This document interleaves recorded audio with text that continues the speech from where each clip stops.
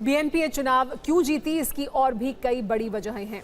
खालिदा जिया के निधन से उपजी सहानुभूति का लाभ पार्टी को मिला। आवामी लीग ने चुनाव नहीं लड़ा, उसके काफ़ी वोट बीएनपी को ट्रांसफ़र हुए। लोगों को स्टूडेंट लीडर से निराशा मिली और जमात के लिए लोगों का गुस्सा अब बीएनपी के पक्ष में गया। वहाँ के हिंदुओं ने जमात की कट्टरता का बदला बैलेट से कैसे लिया, अब ये रिपोर्ट भी देखिए।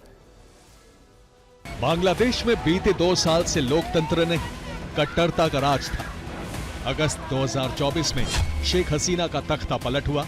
इसके बाद से ही हिंसा का दौर शुरू हुआ, जिसके शिकार वहां के अल्पसंख्यक हिंदू 556 दिन तक लगातार होते रहे। इस साल हुए चुनाव के ऐन पहले तक कई हिंदुओं की हत्याएं हुई।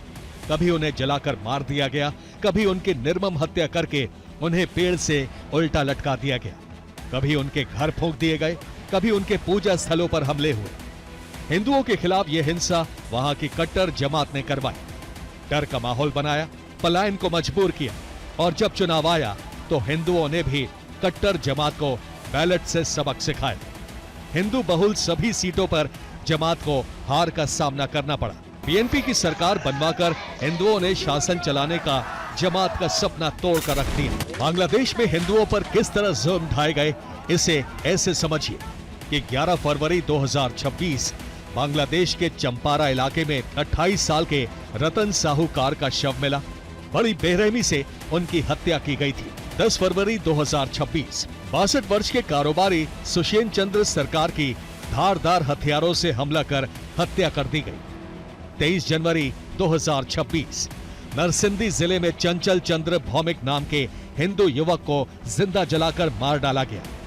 17 जनवरी 2026 बांग्लादेश के गाजीपुर में लिटन घोष नाम के हिंदू कारोबारी को पीट पीट कर मौत के घाट उतार दिया गया। इसके अलावा 2025 में 522 सांप्रदायिक हमले हुए, इसमें 61 लोगों की मौत हुई।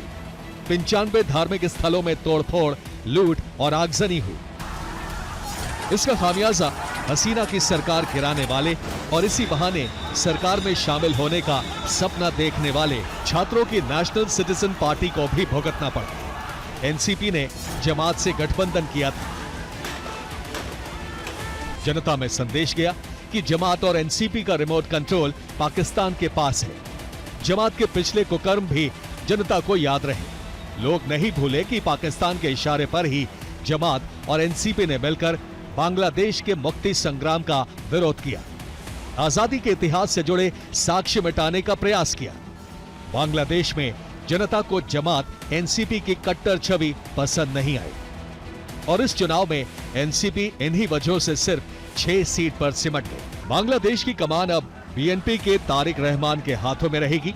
उम्मीद है कि उनके नेतृत्व में लोकतंत्र की बहाली होगी। बांग्लादेश की सरकार पाकिस्तान की कठपुतली नहीं बनेगी। जमात की मजहबी मनमानी नहीं चलेगी।